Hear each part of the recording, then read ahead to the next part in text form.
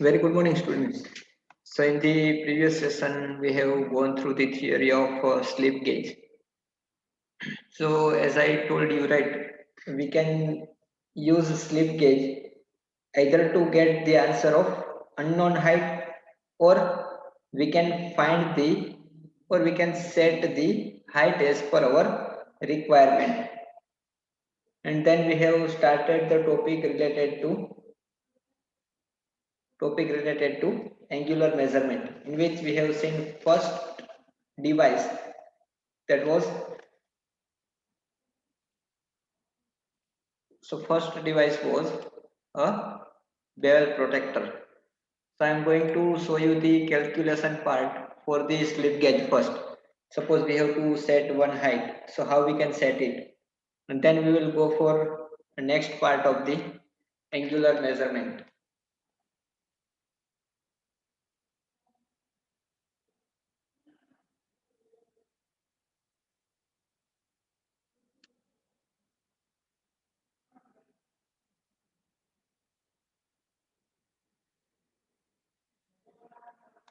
Okay,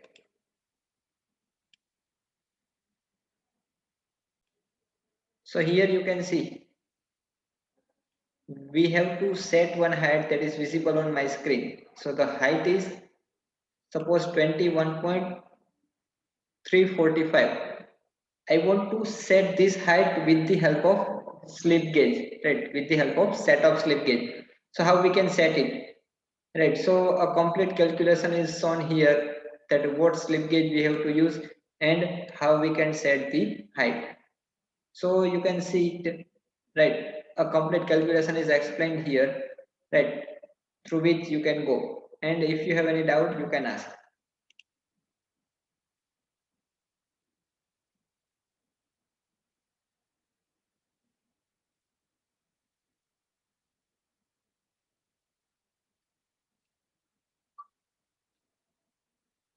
Then let me know whether image is visible to you or not. So I can start to explain you.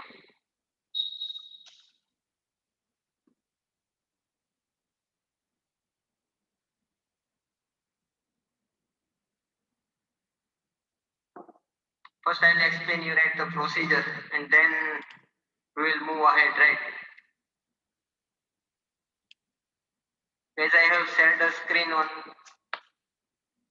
my computer, can you see the value? Which value is visible to you on the set, right, this height by using slip gauge. Now one slip gauge, right, one set I have shown you here. This is what, right, we have connected number of slip gauge by means of ringing process. So you can see, right, this is first slip gauge, this is second, here it is third, fourth and fifth. Right, 5 slip gauges we have connected by means of ringing operation. They are all connected with each other. Okay, so now see, situation is, our question is, we have to set this height. So which slip gauge we have to select? How can I know, right, that which kind of slip gauge is required to select? So first, see, we have to focus on the digit given to us. Now you can see the point, right? Suppose I have to set this height. Now I have a number of slip gauges, as you have seen in the box, as I have shown you, right? That a number of, or a various number of slip gauges are available with us. So what kind of slip gauge we have to use? So the point is how we can get it. So see the procedure here. So here the digit written is, right, here the digit written is 21.345. So we have to start from rightmost number after the decimal value. It means first we have to focus, right, on the last digit which is written here, right, and which is 5, right, which is 5 here. So now see, we have a set of slip gauge, and I think, right, the set. No, see guys, don't be confused, right, from where we have to select. One by one we have to follow each step. We can select, right, the trial and error base, but the best way to identify that what kind of slip gauge I have to take, right? And for that I have explained the procedure here, so you can see it here. Set of slip gauge that you have seen in the previous lab session. If you have not seen that, don't worry about it. Again, I will show you.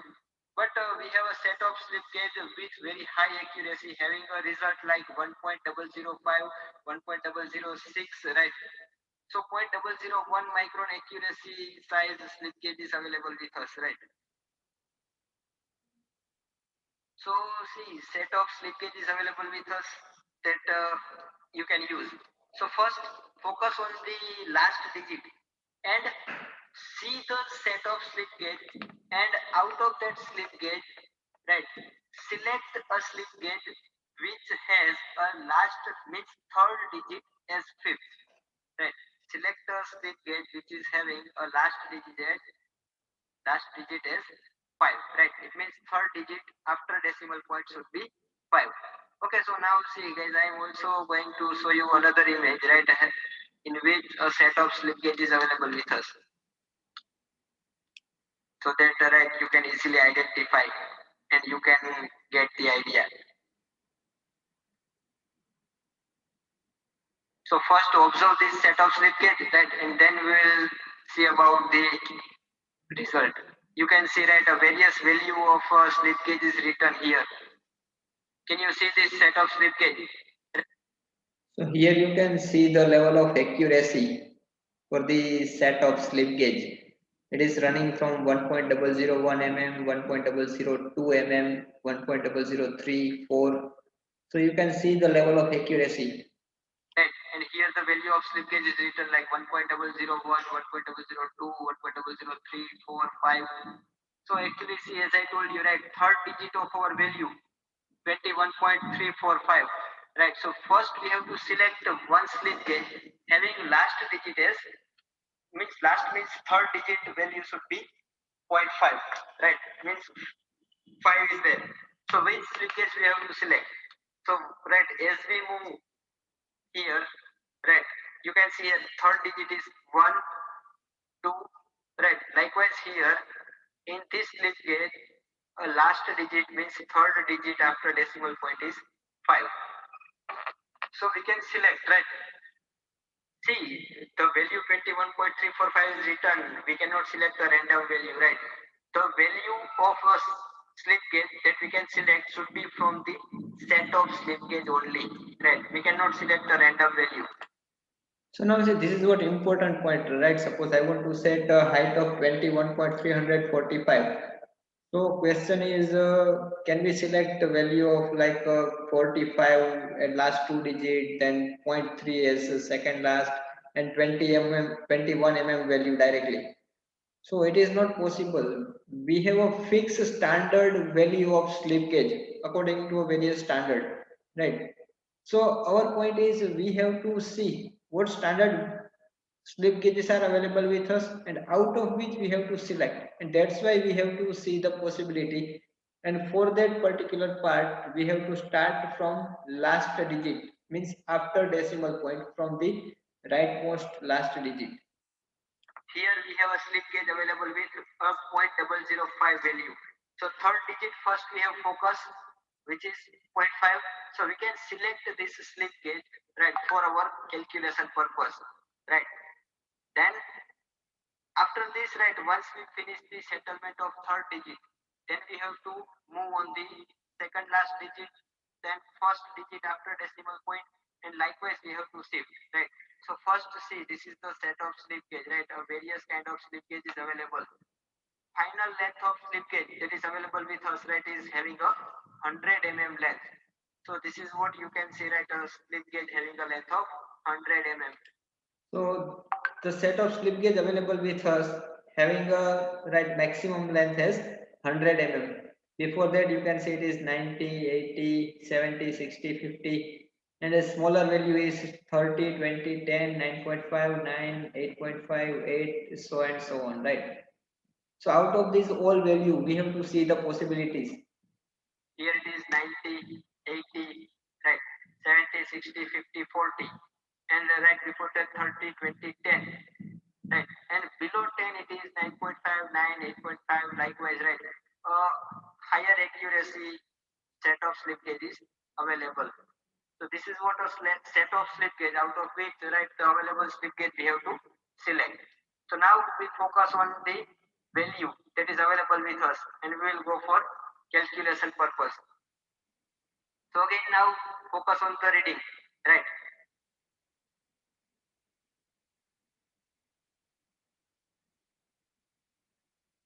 Okay, now can you see the value 21.345 on the screen?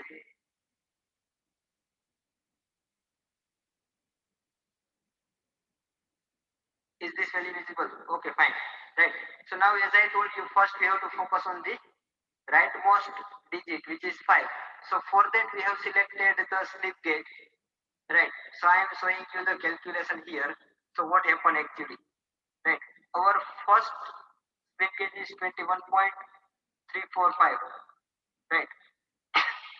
Then we have to subtract.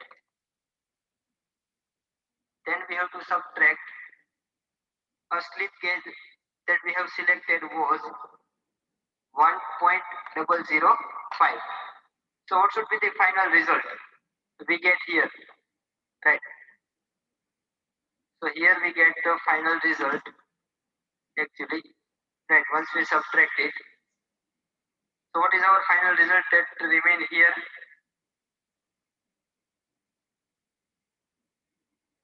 Here it will be 20.340. Right. So last division was now 0. Now only 2 divisions were remaining. Yeah, exactly. It is 20.34. So now see, third digit that we have cancel out. Right. So now the point of third digit is over. Now we have to focus on second last digit. That is 0.04. Right. 0.04. So we have to select a slip gauge having a last digit as 0.4 value after decimal point. Right. So it's a 0.04 we require. So now we have to focus, right? 0 if we will not write here, there is no issue. So now remaining part is 20.34. So now we have to focus on the last digit again. And now here last digit is 4. Right? Now last digit is here 4. So we have to select a strip gauge, right? Which is having second digit after decimal point as 4. Right? So likewise we have to focus on the value, and we can get the final result, right, where we can get the 0 answer at the end. So see the calculation, what actually we have done here. So as I told you, first we have selected, right, a set of, right, slip gauge from the standard set having a range of 1.005. Then we have subtracted it. So now final reading is 20.340. Right. So now we have to focus on the second digit, which is 4. So again, when we see the slip gauge, right, from set of slip gauge, you can see, right, a 1.04, right, length slip gauge is available with us. So we have to select this slip gauge. Again, we have to subtract this value. So now reading will be 19.30. So now again, see, once we make last digit as 00, we have to move, right, again further, right, in the forward value. So now we have to focus on the first digit after decimal point, it is 3. So again, from set of slip gauge, we have to select a value which represent the right value with right 0.3. So again, 1.30, right, slip gauge is available in the standard set. So again, we have to select it, and again, once we select it, we have a value, right. Now remaining part is only 18. Now question will be there, right? Now only the value after decimal, right, before decimal point is there, means integer value is only there. Now there is no value after decimal point. Okay, so how can we select 18? So sometimes it may happen that directly the set of slip gauge is available right now with us, right? Having a length 18, right? So if a standard slip gauge is available having length 18, directly you can select. Or else second option is in the image you can see here, right? We can select 2 slip gauge having two different lengths, 10 and 8. So first we have to see in the set of slip gauge which standard length is available, or the best option is how can we decide, right? How can we see? So no need to see in the set of slip gauge. First, focus on the point right before decimal value. It means rightmost point right before decimal value. Right now it is 8. So see in the slip gauge box, right? See in the set of slip gauge whether the right rightmost value with 8th digit is available with us or not. But again, see, we have to see, we cannot select the value 28, right? Because it will be more than our required value. We have to select that rightmost value with 8 is available. So either it should be 18 or 8 only, right? So if directly 18 value is available, we can use it. But if 18 is not there, so focus on the 8 part. If that particular value with 8 is available, we can select it. So now we have to select the second part, which is value with 8 mm. Right, so we have selected another slip gauge having a 8 mm length. So once again we subtract this 8 mm length, remaining part is 10. Now we have to select, right, we have to see. Now I think we are at the end part. So here the value with 10 mm is available directly. So we have to select the 10 mm length. And at the end of process, we get the answer as 0, 0. It means our process is now over. So we have to make a list of set of slip gauge, and then we have to take this number of slip gauge outside, right, from the box, and we have to connect it by means of ranging process. So this is how we can set the height by using slip gauge. So now here see what number of slip gauges we have used. One is this 10 mm length, second is 8 mm length slip gauge, third one is 1.3 mm, fourth one is 1.04 mm, fifth one is 1.005 mm, right? So we have used 5 slip gauges. So now, is this procedure clear how we can find which standard set of slip gauge is helpful to set the height? So there is no confusion, I think, right? If we go step by step from the last point after decimal, then we have to move toward the decimal point, and then we have to focus on the point before the decimal. Okay. Right. So when we combine these 5 slip gauges, we can say that we have set a height of 21.345 mm. Right. So I am showing you the image, right, which actually represents this separate number of slip gauges, right, that help you to understand the process actually.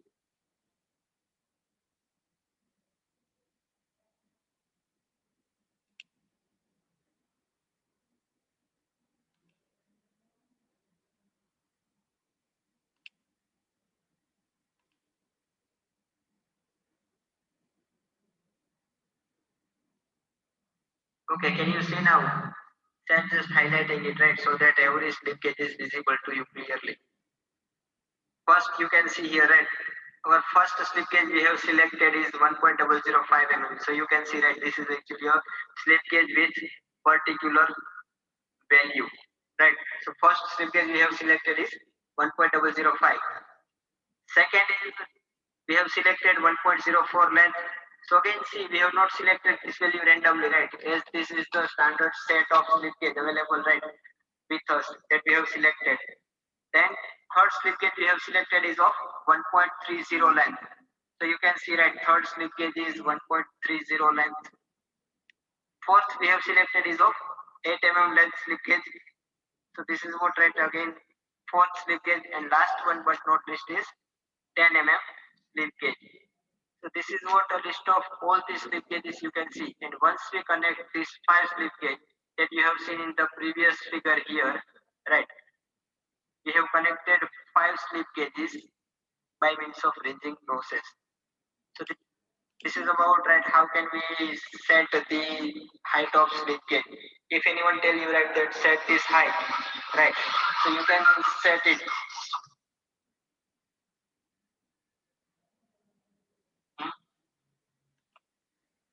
Okay, so in this part, if you have any question or query, you can ask, or else we are going for next part, that is angular measurement that we have started. Is there any question in setup of height by using slip gauge?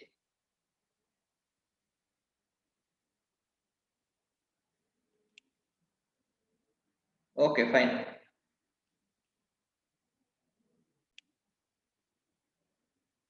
So now we are moving ahead for the angular measurement that we have started. So basic thing we have seen like a simple protractor, then vernier bevel protractor. So now I am going to show you how actually a bevel protractor look like actually, and how we can set these various angles and how we can measure it. So that is what we are going to see right now.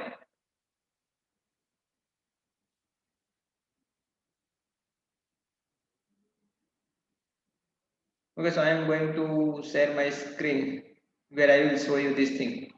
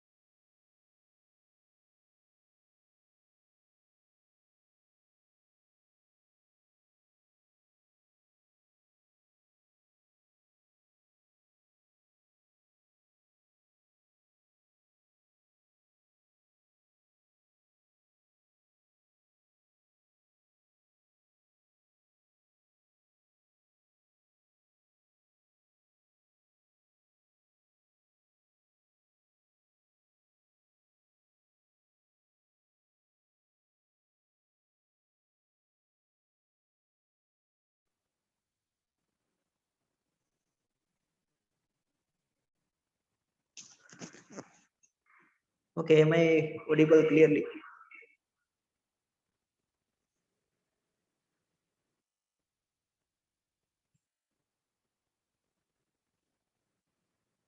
Okay, fine.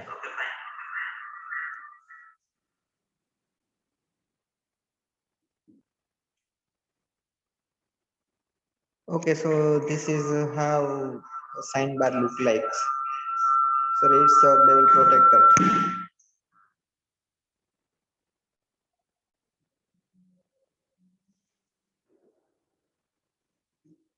Right, so actually the bevel protector is look like this. So now if we talk about the components of instrument, so here is what as we have discussed. You can see this bottommost part. If you see from the back side, this is what one circular disc.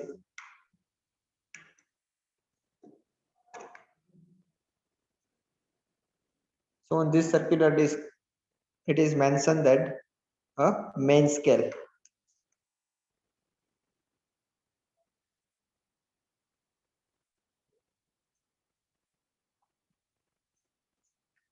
Right, so this outer side reading that you can see here is a main scale reading. Then second one, here you can see the magnifying glass below which two readings are visible. So this upper one is the main scale reading. Second one, as I told you and we have seen in the last session, is the vernier scale reading.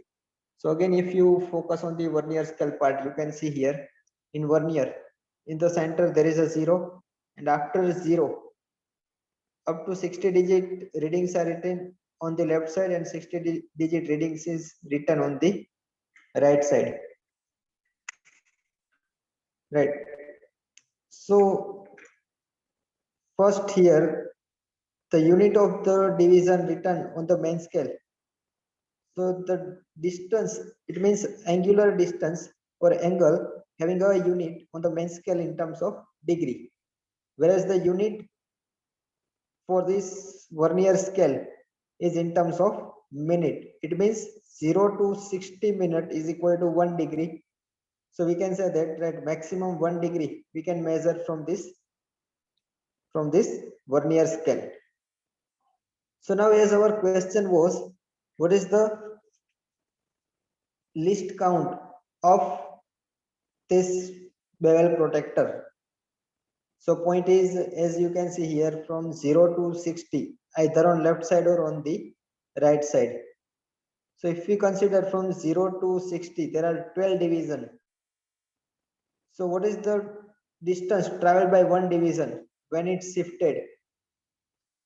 So point is, divide 60 by 12 division. It will give you the answer of 5. So least count of bevel protector is 5 minutes. It means minimum 5-minute angle can be measured by using the bevel protector. Or else you can see right how divisions are written. 0 to 90 on this side, 90 on the downward side, 90 on this side. It means total 360-degree angle can be measured. Now 3 screws are given here. So this center screw is for locking the reading. Locking the reading, it means locking of a vernier scale so that it cannot shift. Side screw that you can see here. So this side screw is given for the micro movement. So as you know, in vernier, in micrometer we have a ratchet. So whatever the role of ratchet in micrometer is same here of this screw. So once we lock this screw, and if we found that a minor movement is required to do, so that minor movement can be set up by using this screw. And third screw here you can see. So this screw is given.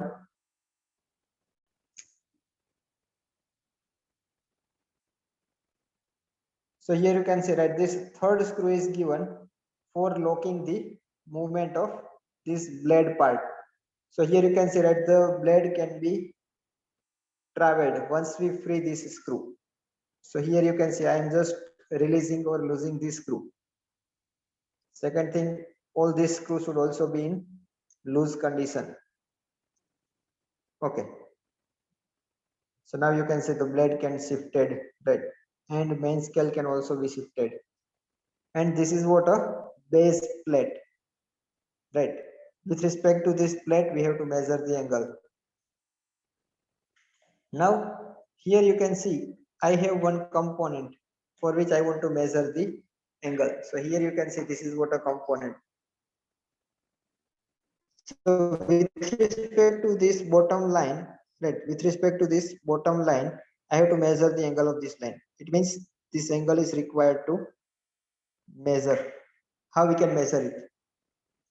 So procedure is very simple, right? I am showing you the procedure. What we have to do is, so adjust the blade, right? Adjust the blade.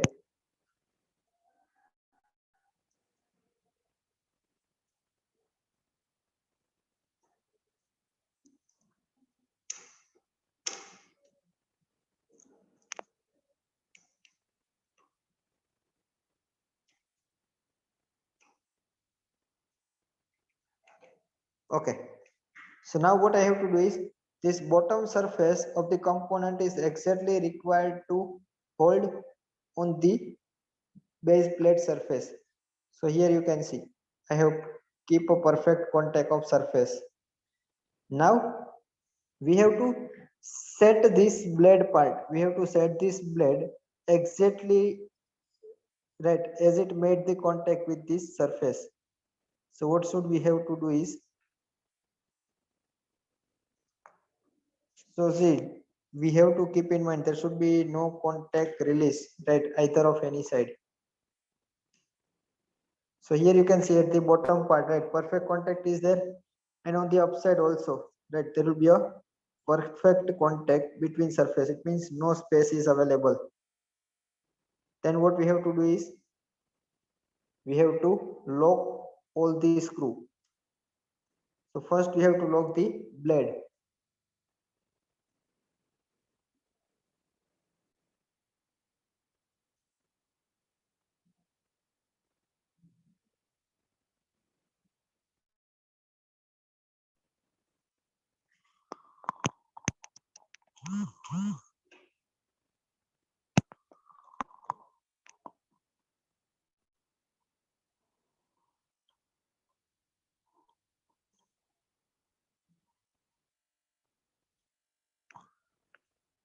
Okay, right. So I have logged the readings.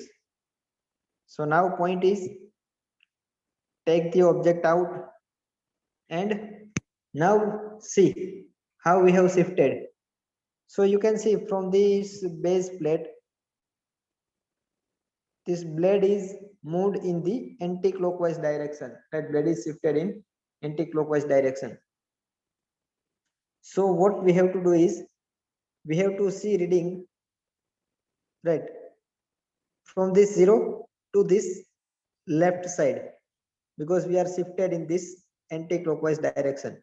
If our blade is shifted on this side, downward side, then we have to see the reading on the right part. Okay, so now here you can see one reading is visible on my screen. You have to see it and tell me what is the reading, what is the final angle.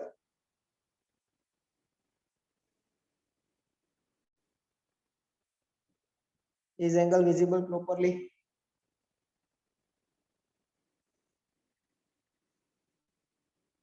No, it will not be exactly 24 degree. Okay, now another thing is what is the method of measurement, procedure of taking a reading.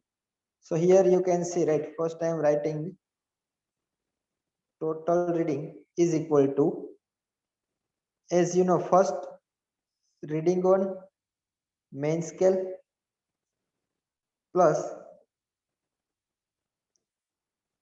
list count into division on vernier scale, that is exactly matching with main scale. Okay, so see here and tell me one by one. We'll see what is the reading you can see on the main scale part. What is the reading you can see on main scale?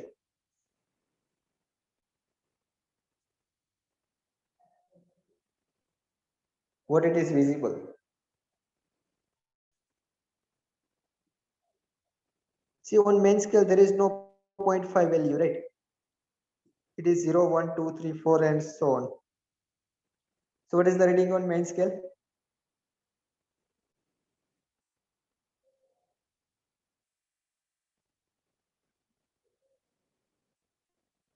Okay, again I am making it highlight for you and observe it clearly.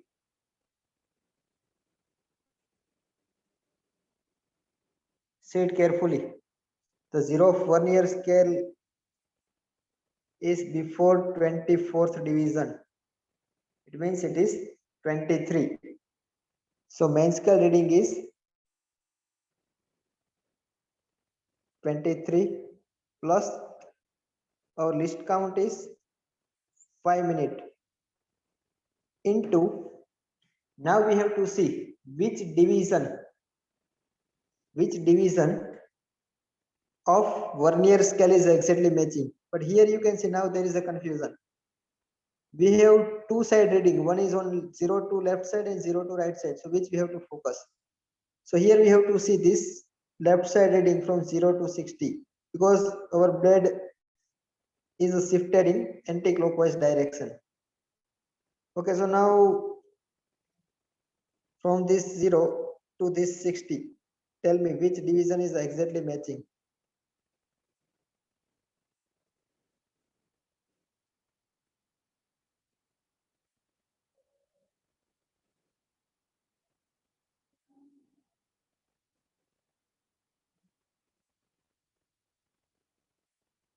Is this division matching exactly or this one? Tell me which division. See, there are 12 division, right? In between 0 to 60. So you have to count the number.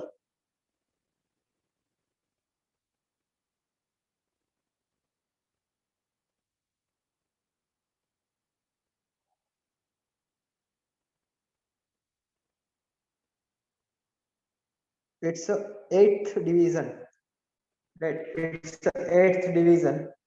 Yeah, see how to check the reading. So same thing as we were doing in vernier caliper, right? In vernier we were checking that which vernier scale division is exactly matching, right? Same way we have to see here which division of vernier scale is exactly matching with main scale. That is what we have to see. And CS readings are very small, that's why objective lens is required to use for getting larger or magnified result. So here you can see it's a eighth division. I'm mentioning eighth division of vernier scale is exactly matching, right? So this is what our final reading. So what is the final answer? Here you can see it's a 23 degree plus 5 it's a 40, right? So we can write 23 degree 40 minute. That is final reading, right? So answer is 23 degree 40 minute.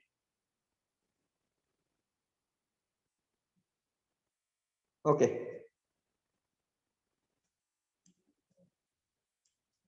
Now see, sometime it may happens that our answer will be like this one. 20 degree 30 minute. So we can write this value as another way also, like 20.5 degree, right? Both things are same because 30 minute is equal to half degree, as a 60 minute is equal to 1 degree, right? So we can write this way also. Both are correct. Okay. So in this, if you have any question or query, you can ask. Is it clear to all?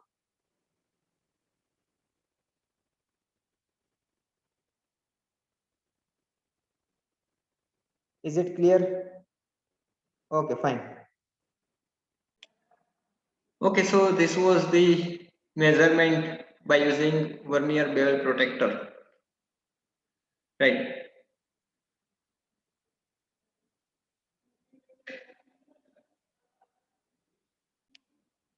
Okay, so now the next instrument used for angle measurement is, it's a sine bar, right? So in lab session we will do more practice on finding the angle by using bevel protector, right? Okay, so next instrument is sine bar. So I think right, many of you have listened or many of you have seen this instrument. So here you can see it's one length bar. So question is how we can measure the angle by using this instrument. So that is what we have to see. So up to some certain limit, right? With better accuracy we can measure the angle. So it uses to measure the angle very accurately. And second thing is to locate the work to a given angle. Sometimes it may happen that we have to find out unknown angle that we can find, and sometimes it may happen that we have to set one particular angle, right? So that is also possible to do the arrangement by using sine bar. So now question is asked like on which principle sine bar is working. So here you can see, right, the answer is trigonometry sine principle is used to measure the angle. Right, so the simple sine formula is required to apply here and we get the answer. So measurement is very simple, but we just have to arrange the instrument for measurement of angle. Okay. So now in the diagram you can see this is what how a sine bar look like actually. So either it is of this kind or else it is of this kind. And this is what a two-dimensional view. And in the center, holes are provided. So generally use of this hole is to reduce the weight or for holding properly, for holding the sine bar properly and to reduce the weight because the weight of sine bar is very heavy, right? Okay. Now second thing is how we can define the length of sine bar, because in various range like 100 millimeter, 200, 300 mm size of sine bar is available into the market. So now point is how we can define the sine bar? So sine bar, for that we have to select the center of this roller and center of this roller. So total length between these two roller is considered as the length of sine bar. So here you can see, right, roller must be of equal diameter and exit in circular shape, right? Then and then we can go for measurement. So roller should be of, it must be of equal diameter. There should be no change, like one is having larger and one is having smaller diameter, right? So this is first condition. Second is distance between axis of the roller must be known and accurate. It means we should know about the length of this sine bar, right? Then we can go for angle measurement. So axis of roller. Now again the point is, as I have told you, we have to select the center, but the condition is both the axis of roller must be parallel to each other and should be in line. Means both are in a equal line. There should be no eccentricity. And at same distance from upper, it means from the working surface. So this is what our working surface, it should be on equal distance from this surface. It should be parallel, it should be in one line and at same distance from the upper working surface. So this is what the condition.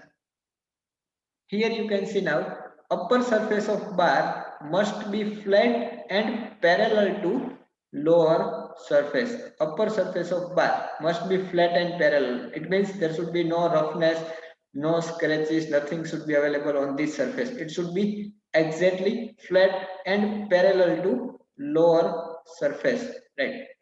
So simply the surface by which we have to measure the angle should be error free, should be error free.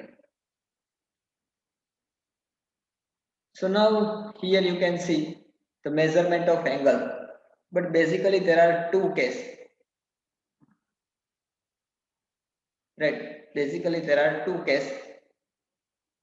First case is, right, first case is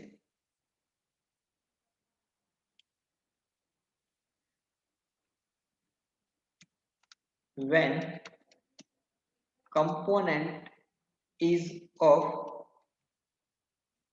small in size, right? When component is of small in size, it means here you can see in this diagram as component is smaller as compared to length of sine bar. So how we can measure the angle for this small component? So here see, sine bar individually cannot measure the angle. Number of supporting equipments or devices are required. So one and important thing is required for measurement of angle by sine bar is, here you can see what is the thing? It's a slat. It's a set of slip gauge.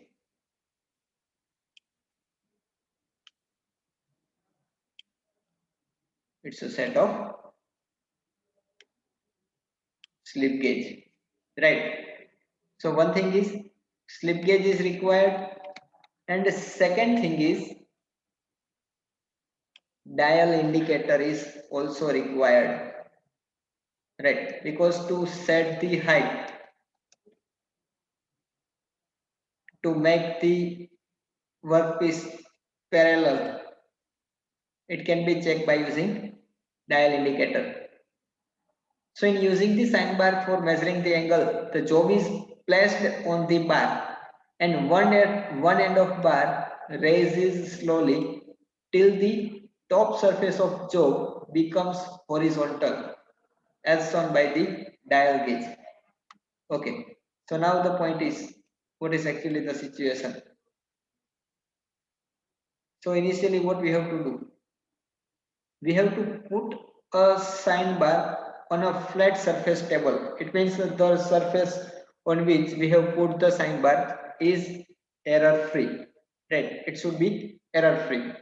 Then what we have to do, one end of sine bar is required to keep fixed on the surface. One end of sine bar is required to fix on the surface of the table. Another end is required to raise slowly. Now initially you can see, right, suppose if we draw the condition.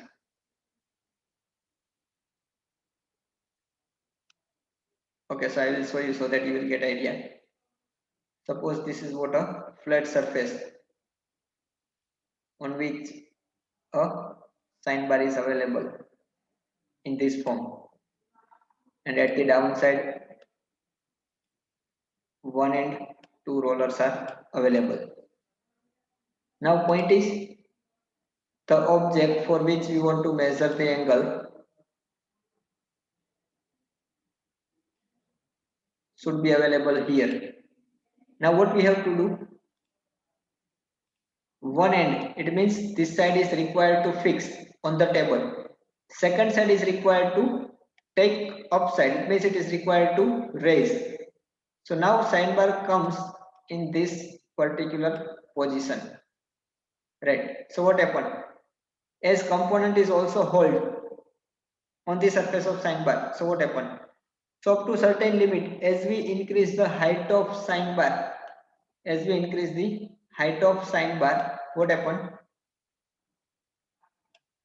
the angle of object is also going to change. So now what happened, after a certain limit, the surface of object become flat, it means parallel to the surface. So here you can see, right, the surface is parallel. Now think about the situation, how we can measure the angle. So here you can see, if we draw a line from here, and here it's a parallel line, so you know that z, right, suppose whatever the angle here, same angle will be here on this side. Do you know this concept?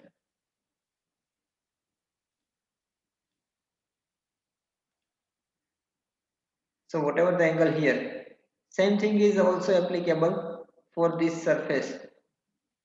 I am drawing it so that you can see, right? This is what a horizontal surface, then surface at the downward side of sine bar,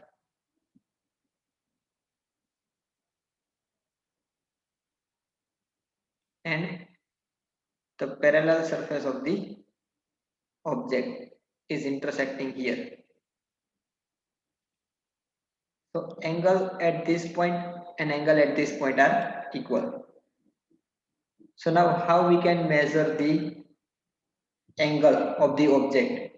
So if we get this angle theta, we get this angle theta, and this is nothing but the angle of the object with parallel flat line,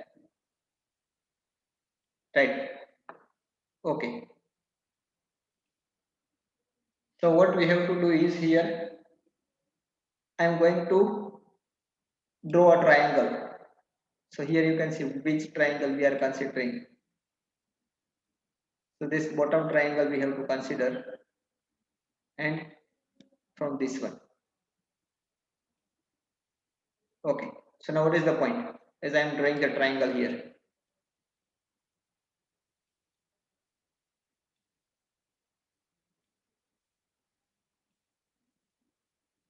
So here this will be the height h. So this height is nothing but it is the height of slip gauge. And here, what is this one? So this inclined line is nothing but it represent the length of sine bar. It represents the length of sine bar, and that is what known to us. Length of sine bar is known to us. So L we know, height h. Now as we know, right, a set of slip gauges of standard dimensions. So that we also know. That we also know. So point is, as we know H and L, and we want to find out this angle, that is theta. So here you can see the formula, sine theta is equal to opposite side, which is H by L. As we know this both things, H and L, directly we can get the answer of theta, because theta is equal to sine inverse of H by L. But this is applicable when component is of small size, and up to certain length or up to certain angle it is possible. After a certain angle it is not possible, because a component can slip over the sine bar and we cannot get the correct angle. So that is what we will see when component is of large size, and after what limit sine bar is not giving the exact result, that we will see in the next session. Up to this, if you have any question or query, you can ask, or else we are going to end up the session. So now if you don't have query, you can leave the session. Thank you very much. Have a nice day.